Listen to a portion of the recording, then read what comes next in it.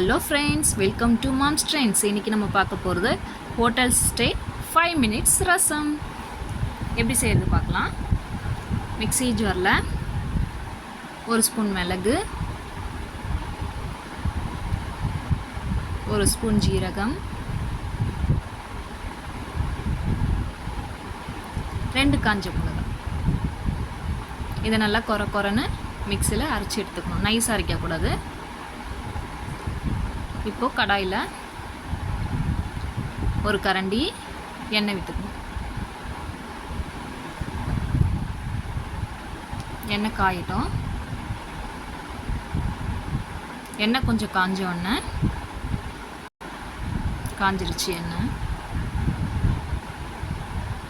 இப்போ கடுகு எடுத்து கொஞ்சமாக போட்டுக்கலாம். 2 காஞ்ச மிளகாய் கிள்ளி அதில் போட்டுக்கலாம். நம்ம கட் பண்ணி வச்சுருக்கோம் தக்காளி, அந்த தக்காளியும் அதில் போட்டுக்கலாம்.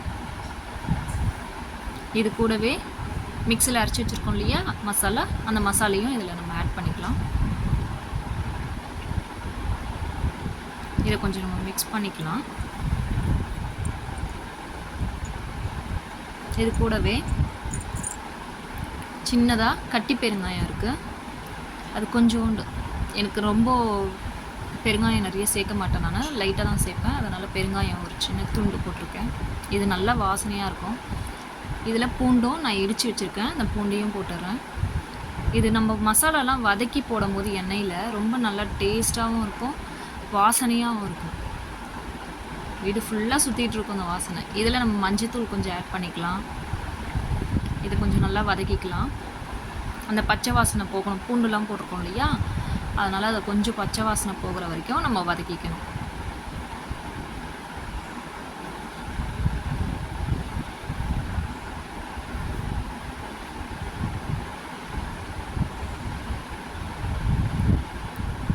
நம்ம சைடில் கொஞ்சம் புளியும் கரைச்சி வச்சுக்கலாம். புளியை கரைச்சி வடிகட்டி வச்சுக்கலாம். நம்மளுக்கு எவ்வளோ தேவையோ அந்தளவுக்கு புளி வடிகட்டி வச்சுக்கலாம்.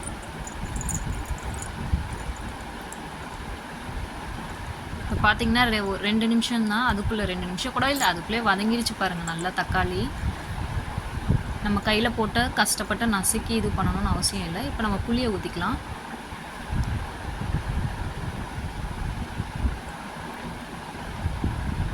நம்மளுக்கு எவ்வளோ புளிப்பு நம்ம சேர்த்துருக்கோமோ அதுக்கேற்ற தண்ணி நம்ம சேர்த்துக்கணும்.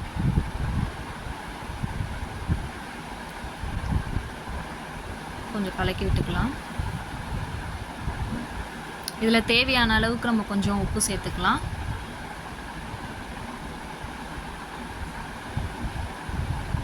இது கொஞ்சம் நல்ல நுர பொங்க வரணும். கொதிக்க விடக்கூடாது. கொதிக்க வச்சா ரசம் வேறு டேஸ்ட் மாறிடும். கொதிக்கிறதுக்கு முன்னாடி நம்ம இறக்கிக்கணும். இதில் நறுக்கி வச்சுருக்க கொத்தமல்லி, கருவேப்பிலை எல்லாத்தையும் ஆட் பண்ணிக்கலாம்.